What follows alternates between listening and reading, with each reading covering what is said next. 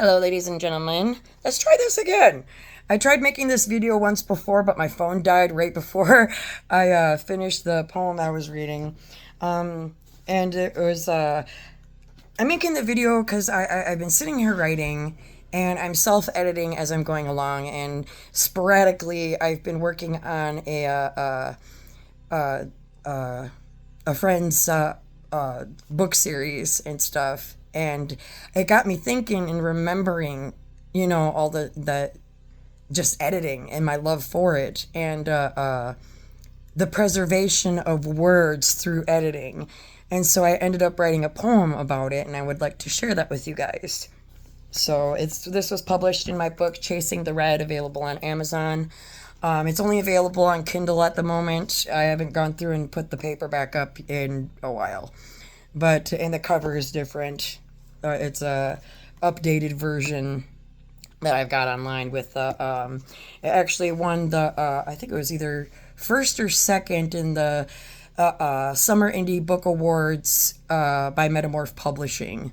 And this poem itself was actually featured on a website. I had to do an interview, or I had the opportunity to do an interview for my writing years ago.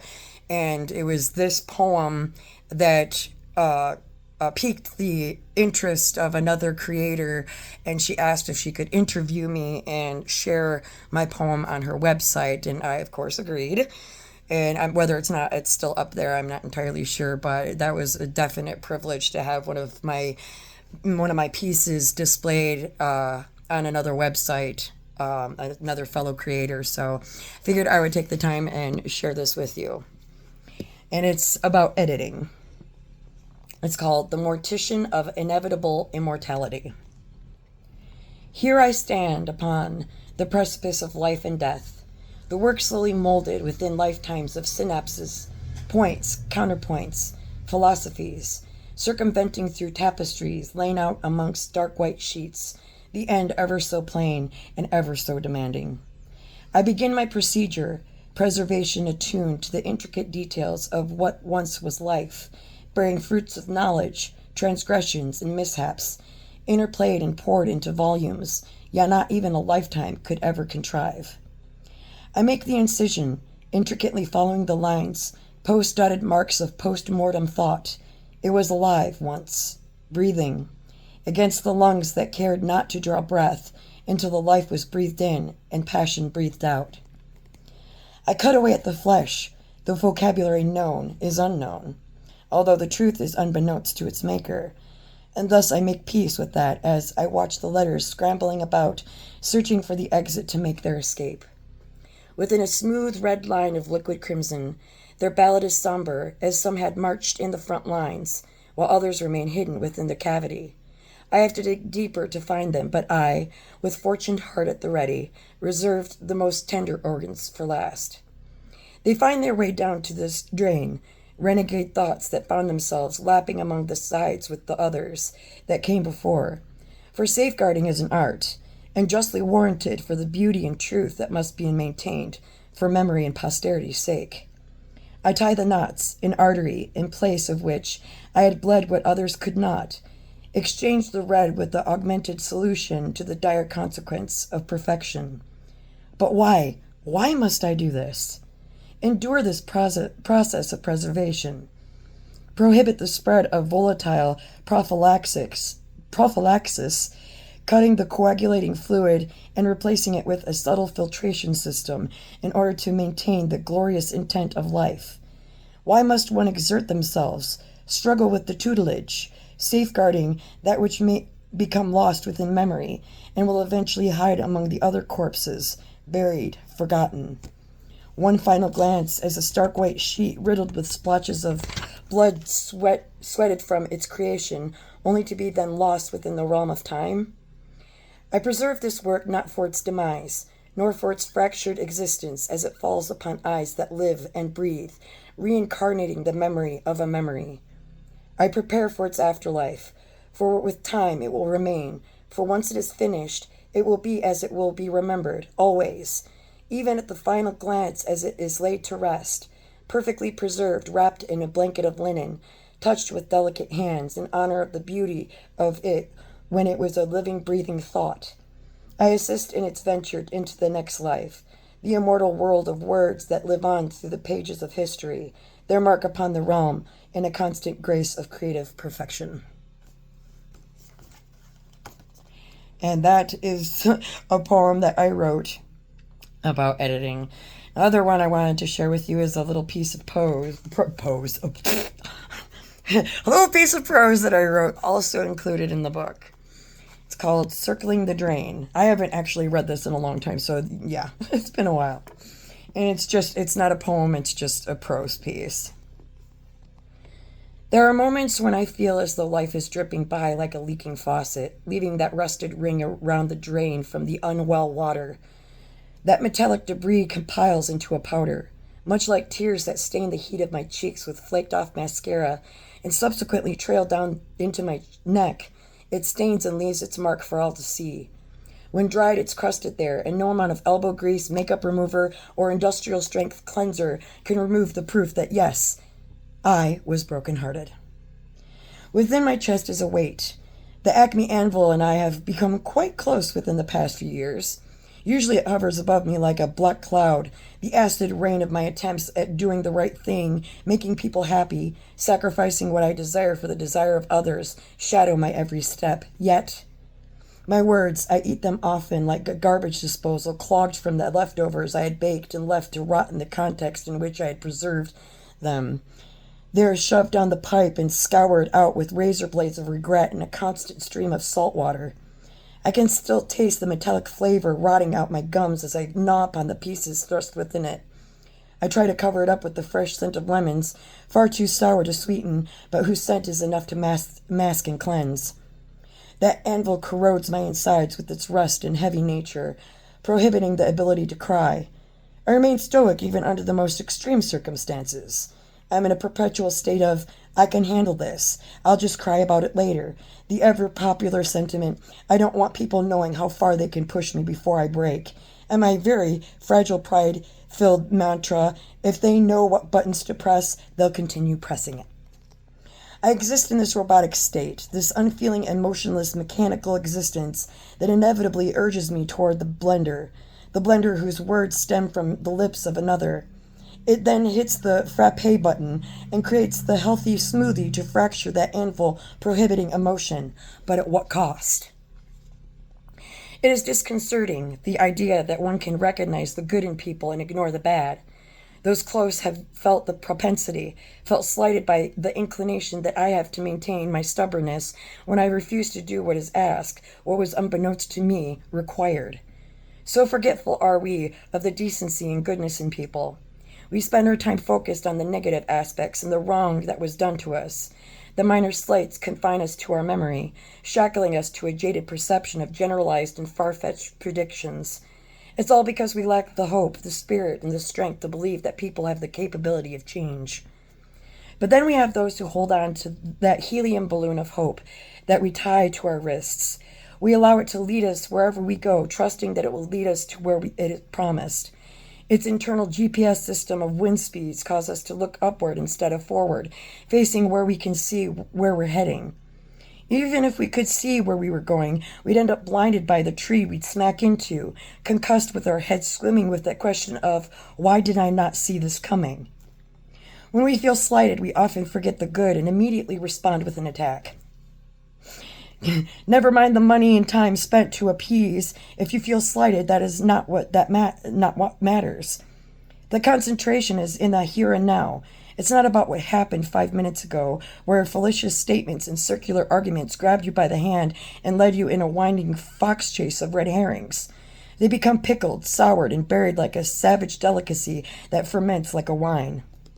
Then there are those who believe themselves to be right, the ones who will remain faithful until it's most convenient for them to leave. It is the ones who cannot see the truth until it's gnawing upon their leg, the poison already flowing through their veins. After they had licked their wounds to initiate the healing process, that is when they realize what they had taken for granted. They regret, reminisce, and realize that the only friend they had, the only real loyal one they ever would have, was just thrown to the wolves out of convenience and selfishness. They tore the threads that bound that friendship, the memories, the gratitude, and the beauty of the whole. Instead, it shoved it into their ego made incinerator where it burned up with all the passive aggressive comments and age old low blows to make sure it would stay away forever. After crawling back for forgiveness in their meager fashion with half hearted attempts at an apology, they are forgiven and welcomed back repeatedly.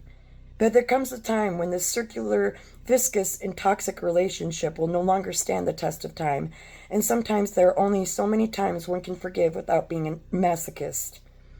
There are moments when I feel as though life is dripping by like a leaking faucet, leaving that rusted ring around the drain.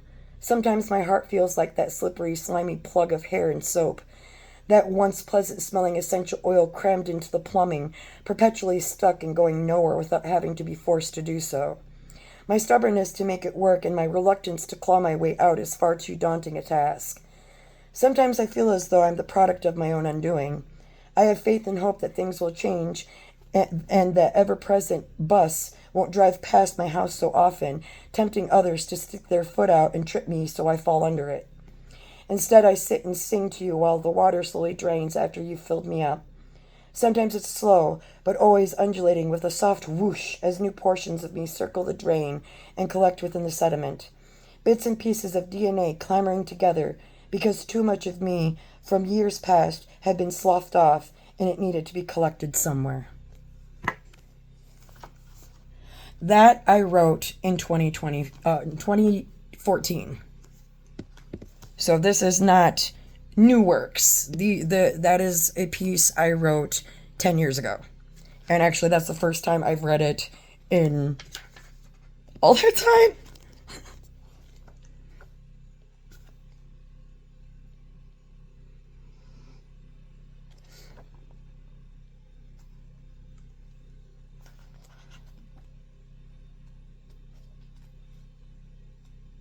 So, all right, one more. Dog-eared. Take heed and be gentle, for my pages are time-worn and wrinkled. Some fray at the edges, while others are torn. I am red, you see. Others have not liked what they had read. They tore, balled up, and threw away sheets of me they didn't like. It was you, though, who retrieved them. You meticulously flattened those crumpled sheets and put them back into my spine, and you read all of me. You hadn't discarded me. Instead, plant me upon a shelf and care for me. You wrap me in a dust jacket to protect me. You take me down and read from me and continue to learn from me. No whiteout, no black marks etching out my words. You protect my cover and flip through my pages with delicate fingers. You don't bend me or flatten me out. You don't place stress upon my bindings. You take me all in, and you take it with you, and that I will last.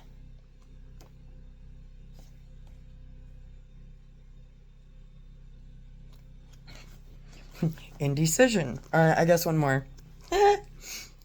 Indecision. And these were all wrote in the span of about, I'd say, 2 years, I would gather. And so, these are old poems. Indecision.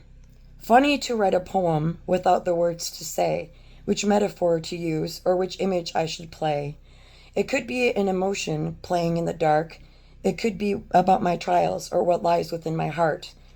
It could be about choice and the repercussions thereof, or if I should allow my voice to determine the above. What path has not been taken, the fork that's in that road? What choice do I have to stake in? Who knows which way to go? The ship that hasn't sailed, the boat that left the harbor. Should I swim to one that bailed or climb into the other? Should I remain stagnant or should I continue onward?